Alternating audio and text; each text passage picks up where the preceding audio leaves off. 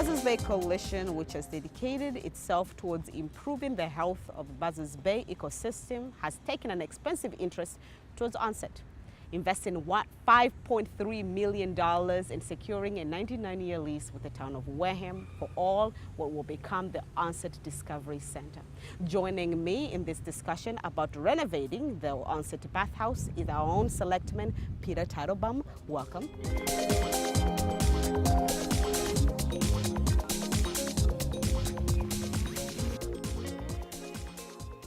Before we get into Buzzards Bay interests in Onset and why they want to renovate and expand the bathhouse, tell us what had to take place, the special laws that needed to take into effect in order to make this project possible. Yeah, I'd have to go back and really to 1876 when none of this was here. This was just wilderness, if you will. No houses, no real activity going on down here.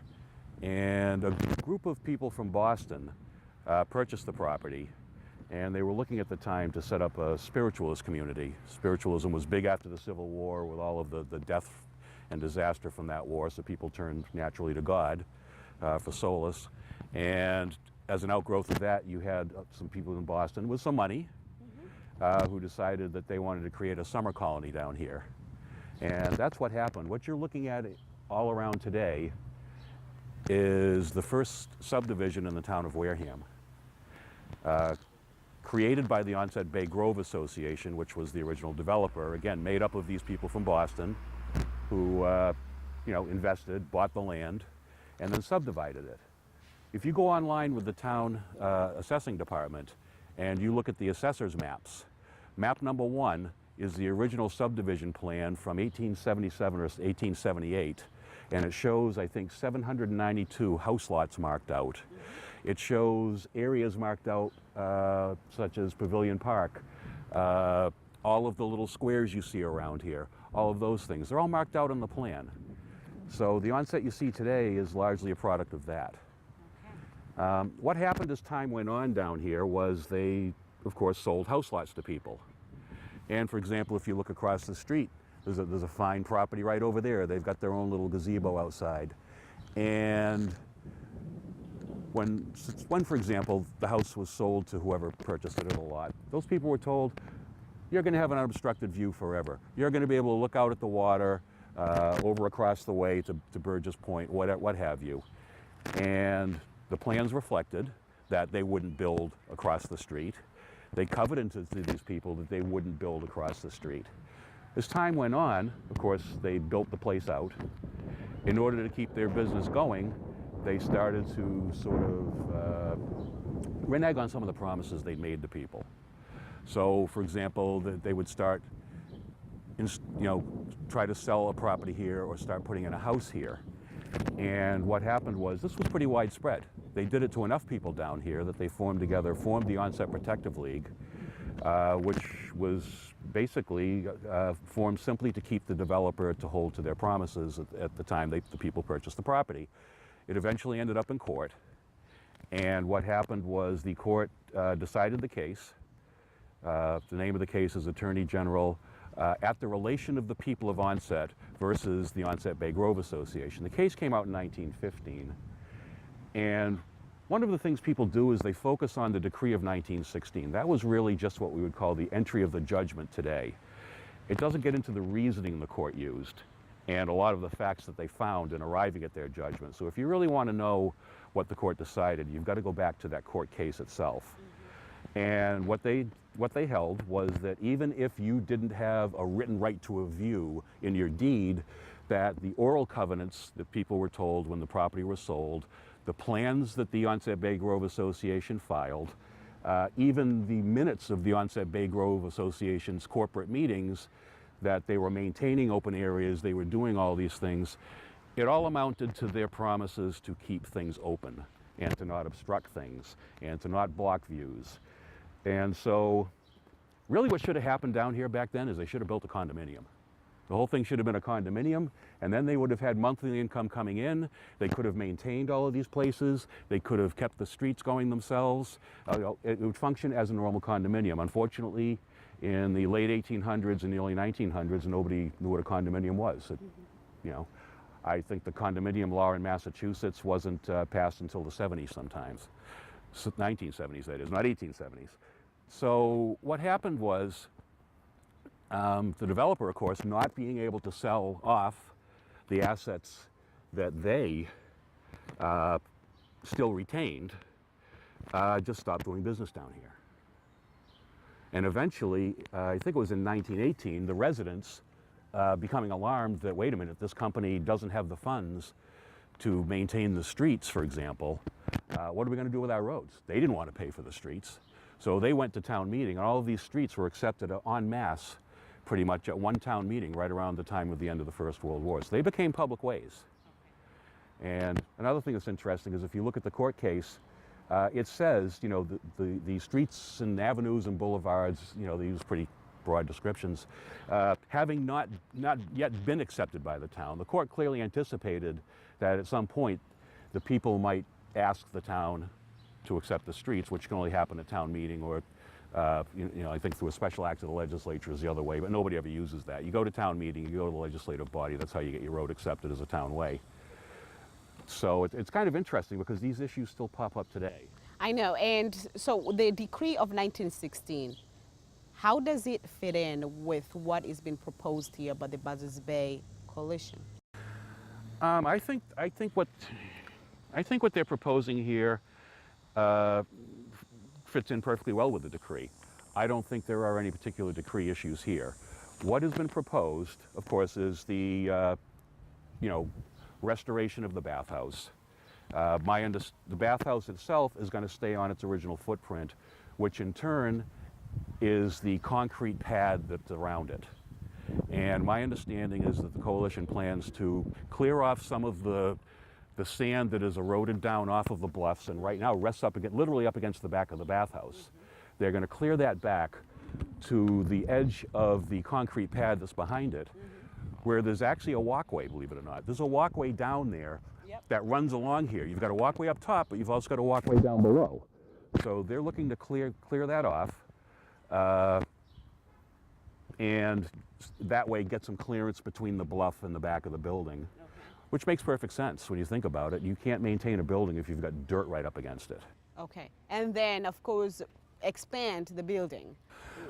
Well, they're not expanding the footprint of the building. Okay. They're going up. Yes. And interestingly enough, I've seen various pictures of what this place looked like back in the day. And one of the most interesting ones is there's one online, and it shows a postcard supposedly from 1906 with a two-story bathhouse. And the then bathhouse had a full second story on it. I've heard of pictures where they actually had a deck on top of that, and people were dancing on it. I don't think there's going to be any dancing on the roof of this one, though, regrettably. But with rising the building, people are arguing that it's going to distract their view. And we were talking about the decree of 1916, that this view is not going to be distracted in any form. Well, one of the things I think we need to realize is if we look back here, what is the view? This thing is not going to rise up, for example, to the height of that lamppost. And I think your cameras can probably catch that behind us. It's not going to be that high. The Buzzards Bay Coalition came before the Board of Selectmen a couple of weeks ago, and we all kind of figured out that anybody over the age of 2 would be able to see over the bathhouse as proposed and still see the bay, still see across the way to the other side without any issues. Are we assuming this, or do we know this? No, this was pretty clear from what they presented with their plans. Okay. All right, very good. So it's not going to be, for example, you're not going to see a structure like, I don't know if your cameras aren't over there, but you're not going to see some 5-story thing here obstructing the view in particular. All right. One of the interesting things about the decree, too, is that they preserved all this land, but they preserved it for specific purposes. And for the beach areas, it was for beach use, bathing, fishing, and boating. And if you look at what they intend to do in that bathhouse, it pretty much covers all of those things. They're teaching kids how to swim. The beach in front is still, unobstructed. They're teaching sailing. out there. In fact, I think we're trying to get you to go on a boat today. It's not going to happen. Not going to happen? Okay. All right. So tell us about the lease, the 99-year lease. Why it's so specific? Why 99 years? That's standard when somebody is looking to do a long-term project and invest a lot of money. Leases are only valid up to 99 years. You can't lease for 100. So that's part of it too. As a town, our town administrator, for example, he used to be able to lease town property for up to 3 years without having to go to town meeting. The legislature expanded that to 10 years a couple of years ago. The interesting thing with this property is, and I got to go back a little bit, going back to 1876, that deed is still the deed for this property, the deed to the Onset Bay Grove Association. They still own the fee simple interest in all of this land. What the court did, they didn't declare it dedicated public land and literally take the land away and convey it to anyone else. What they did was they established a dedicated public easement across the land. So all that meant was, okay, Onset Bay Grove Association, you still own it, but anybody can go across it, anybody can use it. And so that's the distinction here. And I know there have been some questions about why was the Onset Bay Grove Association revived for the purpose of, signing off on the legislation. First off, it was a defunct corporation, so you have to go through this process called revival. Basically, you pay the state a fee and you get revived. It's just a means of getting money. The Secretary of the Commonwealth gets money out of people when they want to do things like that. But the reason they signed off, I guess I would put it this way. Imagine I'm the coalition, and you're a rich person living over in Paden-Aram or something. You're not living in Wareham, you wouldn't be that rich. But you're over in Paden-Aram, and we want to hit you up for $50,000 for our bathhouse project. And you go, okay. Well, who owns the bathhouse? Well, the town does. Okay. Well, who owns the land? Well, the Onset Bay Grove Association does. Well, who the heck are they? Well, that's the original developer. Well, what's their status now? Well, they're kind of defunct. But so the town doesn't really control the land then.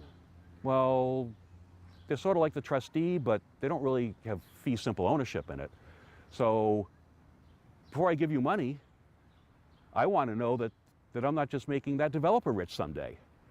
Because right now we're all operating under the presumption that that decree case is going to be the law forever and ever. If somebody, however, were to go to the SJC and get that overturned and get that dedicated public easement stricken, guess what? That Onset Bay Grove Association is now worth somewhere in the tens of millions of dollars, and they got a lot of land they can play with. So you potential willing contributor, are you willing to pony up 50 grand with any uncertainty? Of course you're not. So you're going to insist that the Onset Bay Grove Association be revived and sign off on this. And that's the only reason they were revived and signed off. All of it. That's so just like a snapshot. A snapshot. So what is happening here, as others have argued, that this is illegal, and that is not the case? I don't see that it's illegal. I mean, how many lawyers did we have go over this? I went over this. Town Council Richard Bowen went over this. We had also Legislative Council review this, which they do with all legislation.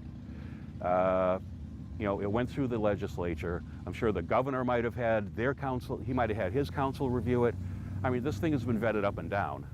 But again, I think a lot of the problem with it is people just don't understand the basic nature of the land. They think it's public land, and it just isn't. Okay, just public have the easement. Public has an easement. Public has the right to cross on it. You didn't have to call anybody today to come down here and do this show. You could do it as of right. You didn't have to get permission from anybody. I mean, there are certain features down here, and if people want to use the gazebo that the town put up, they got to pay us a fee to get married there and stuff like that. The pier is exempted out of the decree case as well. If you look at the language of the court case, it talks about that. Interestingly enough, at first I was concerned because I forgot a couple of things. Last year, or whenever it was, that we eliminated the island over here on Union, I said to myself, hey, wait a minute, is that a protected island in the decree? And I went back and I read, that was exempted out of the decree, Standpipe Hill was exempted out of the decree, and the pier was exempted out of the decree, and there might be one or two other little patches here and there that are exempted out of the decree. But when I drove here this morning, I drove right down the middle of this little peninsula sticking out here, the Shell Point Peninsula. And there's a couple of little parks there. They're little diamond-shaped parks, and you come down the road, and then you got to keep to the right, and you go around the diamond-shaped park, and it's maybe 60, 70 yards long, and it's maybe 100 feet wide or whatever. Those parks are all referenced in the decree. So and those still all belong to the Onset Bay Grove Association. Okay. So moving on, the town officials and residents in this community are all in support of what Buzzards Bay Coalition wants to do. Well, I don't know that every resident Well, is, but most the of them are. majority, Yeah. okay, the vast majority are in support of what's about to take place here. Tell me what's your interest in this? Like, why do you think this is important? Why do you support this project? Well, I'm somebody, I grew up here. I've been living in this town since I was 2 months old. My family summered here before World War I, and the reason they came here, way back in the day, was to sail and to use the beach. And when I was a kid, I was fortunate enough that I was in the water when I was 6 months old. I was on my grandfather's sailboat when I was 6 months old. He rigged up a little hammock under the little thing that jutted out over the where the transom was, so I could take my naps in there. And I was out, out in the canal sailing around at 6 months old. I've been taking swimming lessons. I took them when I was 2.5 years old, because the town used to offer swimming lessons at all the public beaches, and the lifeguard was also a swimming instructor. So noontime or whatever, they'd stop lifeguarding, and then they'd all get all the kids in the water. They had the Red Cross swimming program, and so you'd go through the various stages of that. I was fortunate. I was in a family that always had a sailboat, that took an interest in making sure I knew how to swim. One of the things that was really sort of upsetting to me was a few years ago when the YMCA came to us with one of their fundraising pitches, one of their things. I don't know if it was the swim across, New Bedford Harbor or whatever it was, but they had something going on. Maybe it was their marathon swims that they do in the Y, and you sponsor somebody to swim X laps or whatever. But they told us that they had done a survey with, it was either the 3rd or the 4th grade classes in Wareham. They found out that 35% of those kids didn't know how to swim. And as somebody who, at 7 years old was taking junior life-saving classes and was an avid swimmer, and I still swim a lot, that was just appalling to me, that a third of our kids, couldn't enjoy the water, couldn't enjoy so much of the very town they lived in, but also were at risk of drowning. Because if you fall off that pier and you don't know how to swim, and nobody's around, you're not coming out. So it's a necessity for us. I think it is. If you live in a coastal community, and sadly, we look at some of the communities to the north, like Lawrence and Lowell, and every year you'll read about people who stepped in, got too deep into the Merrimack River, got in over their heads, and that was it. They're dead. And that really upset me. And so when the coalition came along with their plans to renovate the bathhouse, to start offering programs down here at discounted or even free tuition for the kids to come down here to learn how to sail, to learn how to use a boat, to learn how I was fortunate enough, just because my family had the means to do so, to learn all those things that you just take for granted when you know them. I thought that was really a good thing for the town. Very good. So what has been proposed here is a way to engage hundreds of people of all ages for a variety of outdoor activities in order to foster connections with the coast. Do you know about what kind of programs will be coming here? To be honest with you, you should probably keep that one for Mark. He's the guy who's going to have the specifics on the programs that are being offered here. They are offering swim classes. Obviously, since they were trying to get you out on a boat, they're out sailing. Yes. And I think as the center is built and becomes productive, I think they'll have classes, introductory classes on marine biology and things of that nature. Interestingly enough, I think that already you can get some of that at the Voc School. But for little kids to get out and quahog, for example, I got to do that. I went out with my grandfather quahogging. I still got the quahog, still got the clam rake kicking around in the garage somewhere. These are things that a lot of these kids just wouldn't be able to do otherwise. Okay.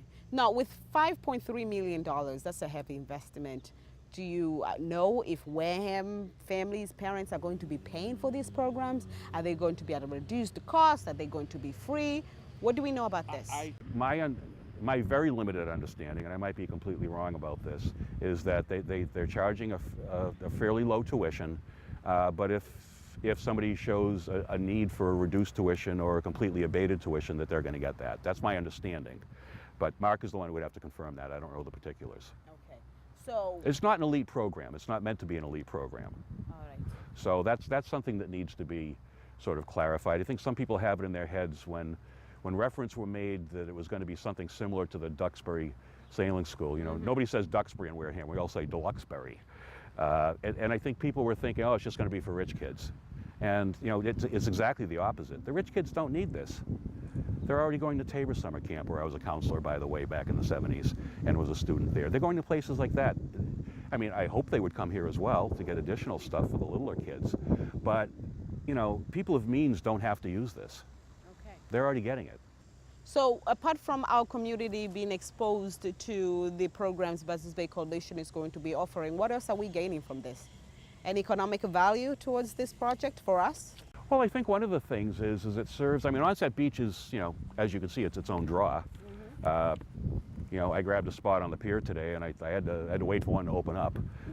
Shell Point is always filled because that's the one place where we do allow residents with stickers to park and not pay for it. It'll bring people here. It'll show off sort of this jewel that is Onset. It'll get us on the map for doing something positive. I think it's going to become, it's not, and again, this isn't specific for just Wareham kids. This is going to be regional. I mean, if you're in some of the other towns, you know, you can still enroll your kids here. It's not exclusive for Wareham kids. You know, as the parents come down here and see the place, you know, we've got some nice places to visit down here. We've got some restaurants, we've got some bars, we've got things to do. If you're dropping your kid off, you might look around and say, hey, you know what, next week, you know, we'll pick up Joey and we'll go have a bite over at the Pier View or Stash's or Mark Anthony's. So it is definitely a magnet to get people down here. Okay. And hopefully, you know, participating economically. Are these only summer programs or year-round? I don't know. I don't know if, you know, the year-round, of course, for kids is tough because kids are in school during the day. So, you know, much more likely to get kids down here during the summer when they have free time, I would think. But that's, again, I don't know what Mark's plans are for that, really. Do you have any concerns? Not really. I mean, you know, one of the things, and it's kind of funny, every time you do something somewhere, everybody's biggest concern is what about the parking? I was about to ask that. I mean, have you done a survey on traffic, how it's going to affect Onset? We get a lot of visitors either way. Well, we do get a lot of visitors. And, you know, one thing I want to touch upon a little bit and just back up a little is the Onset parking program. You know, there were people out there who claimed, well, you can't charge to park on the street or get a sticker or this. That violates the decree. I mean, that's absolutely untrue. Again, if you look at that court case, they totally anticipated, the justices at the Supreme Judicial Court entirely anticipated that the streets might become public ways at some point. And that's exactly what happened. So when you petition the town for your street to become a public way, you give over control of the streets. And not just, you know, you don't just reap the benefit of the town maintaining it, you also give over the control of the streets to the town. And that's exactly what happened. So the town was entirely within its rights to enact the parking program. Now, what was happening was you would have people who owned property, and they would come down here, and if they came down here at noontime on a Friday, you know, they got out of work early, hi, I want to park in front of my house. Oh, wait a minute, there's a day tripper at the beach there. I can't do that. All of the people were trying to park in the neighborhood so they could go to the beach. Notwithstanding that we've got a nice big, just recently resurfaced lot at Hines, which is a great thing. But we've got free parking down there, but nobody wants to park a quarter mile and drag their kids. You know, you see families load their kids for the beach today. It's not like when I was a kid, you know, where, you know, they kicked my butt down the hill and gave me a towel, and that's, you know, they didn't even think to give me a bottle of water or anything. I mean, they didn't care if you passed out from the heat back then, I guess. Nowadays, you know, you got the minivan, you know, you got the cooler, you got the this. It's like watching an army get ready for an invasion. So nobody wants to be parked, you know, have to walk a quarter mile with, you know, 3 kids on a hot day, you know, dragging all the stuff behind them. So they were parking in the neighborhoods. And so the people, you know, the taxpayers, the people who owned the houses, couldn't even park in front of their houses. So that was the genesis, if you will, of the idea that we had to control the parking down here and come up with a sticker program. Any place that's popular, congested, has one. You go to Boston, all the neighborhoods have a sticker program for residents. After 99 years, what's going to happen? God only knows. I won't be around to see it. So we're leaving it for the rest of for the next people to come. Yeah, the next probably at that point. That's a ways out. All right, very good. So anything else you'd like to add? I mean, I know there's some things that we could not get details from because Mark is not here, but anything else that you would like to add in the lower perspective? Yeah, I just hope that, you know, once this is done, that people come down, that they take advantage of it with their kids. You know, you can offer these programs to the kids, but if the parents don't know about it, or if they, you know, they don't sign the kids up, they're not going to get that advantage. So I really hope that, you know, this will be, I'm sure, promoted in the schools. People will be told about it. So it's going to be pretty hard to miss it. Okay. But, you know, if your kid doesn't know how to swim, please get them to the Y, get them down here, get them somewhere, and make sure they know how to swim, just for their own safety. And Buzzards Bay is planning to break start this September and hope to be done by next Memorial Day. Do you feel like they're on the right track here? Yeah, I mean, I think they will stay in the schedule. I think everybody wants this done as soon as possible. So I'm hopeful that they can actually do that, and that, you know, next summer they're done. They have what they need to continue with the lessons, and that they can expand their programming to do some instructional stuff as well. Okay, and we have a couple of minutes too. So what did you hear from the Wareham community about Buzzards Bay Coalitions with the bathhouse? What are they hoping to get from this? Well, I think we're all kind of hoping for the same thing here. I think it's, you know, again, it's another educational tool for the children of the town. It's getting kids who don't know how to swim to learn how to swim for their own safety and, you know, longevity. It's promoting the area with something positive that people can come and use. It's designed, you know, to get people here again, to use the businesses, you know, Quahog Republic over there, the other things. You know, we've got a few shops in here. You know, there's no reason that someday this couldn't look like some of the beach communities you hear about, like Ogunquit, Maine, or, you know, some of the places down the Cape. There's absolutely no reason that couldn't happen. And something like this can be a catalyst to make those things happen. Thank you very much, Peter. Thanks. To my viewers, thank you for joining us in this discussion where we talked about the Buzzards Bay Coalition and their interest to the Onset Bathhouse. My guest was our own Selectman, Peter Teitelbaum, and reporting from Onset, I am Queen Banda of WCTV. Until then, I wish you all a wonderful day. Bye.